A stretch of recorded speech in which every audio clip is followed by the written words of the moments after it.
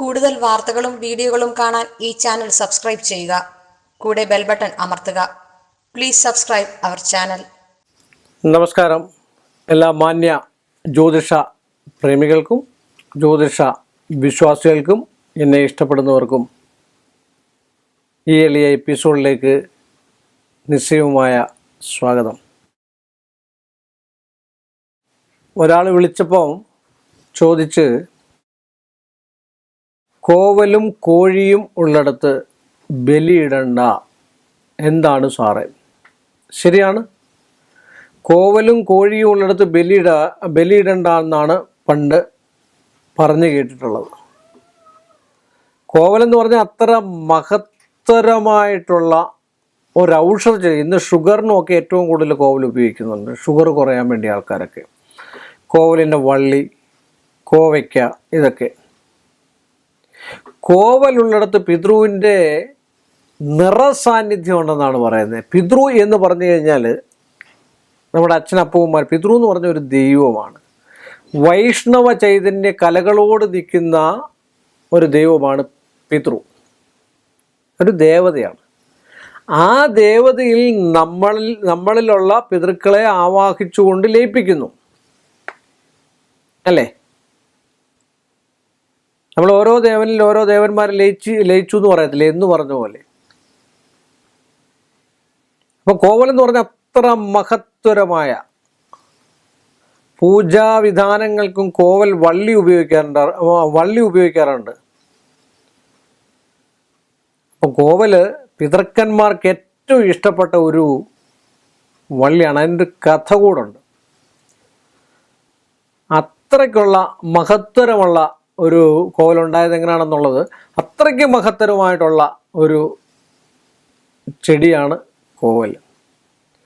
ആ കോവലുള്ളിടത്ത് എപ്പോഴും പിതൃവിൻ്റെ സായുജ്യം ഉണ്ടായിരിക്കും എന്നാണ് പഴയ കാലത്ത് പറയുന്നത്. അതുകൊണ്ടാണ് കോവലുള്ളിടത്തും കോഴി. ഇനി കോഴിയെപ്പറ്റി പറയുകയാണെങ്കിൽ, കോഴി എന്ന് പറഞ്ഞാൽ നമ്മുടെയൊക്കെ എല്ലാ ആൾക്കാരുടെയും വീട്ടിലുള്ളതാണ് കോഴി. കോഴി എന്ന് പറഞ്ഞാൽ ഈ കാഷ്ടിച്ചു വെക്കുക എന്ന് പറഞ്ഞാൽ പുരയിടത്തിൽ കാഷ്ടിക്കും, അന്യരുടെ പുരയിടത്തിൽ കാഷ്ടിക്കും, നമ്മുടെ വീടിനകത്ത് കയറും, പുറത്തു പോകും, ഒക്കെ ചെയ്യുന്നതായിട്ടുള്ള ഒരു പക്ഷി, കുക്കുടം അല്ലെ കോഴി എന്ന് പറയുന്നത്.